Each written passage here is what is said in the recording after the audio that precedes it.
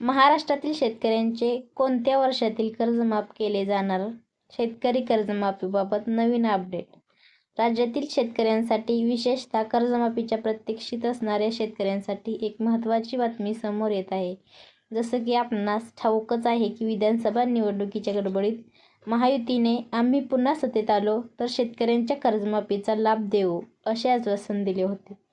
यानुसार आता राज्यात शेतकरी कर्जमाफीच्या पार्श्वभूमीवर पूर्वतयारी सुरू झाली असल्याचे चित्र पाहायला मिळत आहे. खरे तर शेतकरी कर्जमाफीसाठी शासनावर शेतकरी नेत्यांकडून विरोधकांकडून मोठा दबाव आणला जातोय. दरम्यान राज्याचे मुख्यमंत्री देवेंद्र फडणवीस यांनी जून 2026 पर्यंत शेतकऱ्यांना कर्जमाफीचा लाभ मिळेल असे संकेत दिले आहेत.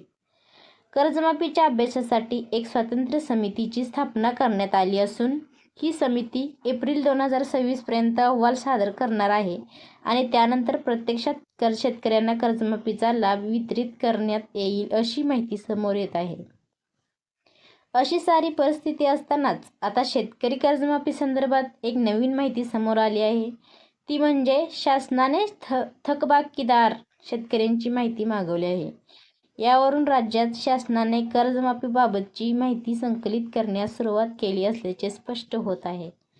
मिळालेल्या माहितीनुसार गेल्या 3 वर्षाची म्हणजेच आर्थिक वर्ष 2022-23, 2023 ते 2024, 2024 ते 2025 या कालावधीमधील पीक कर्जांची संपूर्ण माहिती शासनाकडून मागवली जात आहे.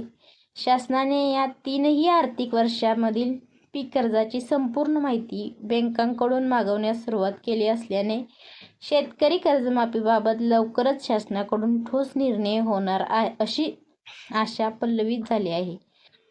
मिळालेल्या माहितीनुसार गेल्या 3 वर्षाची म्हणजेच आर्थिक वर्ष 2022 ते 2023, 2023 ते 2024, 2024 ते 2025 या वर्षाचे कर्ज माफ होऊ शकते.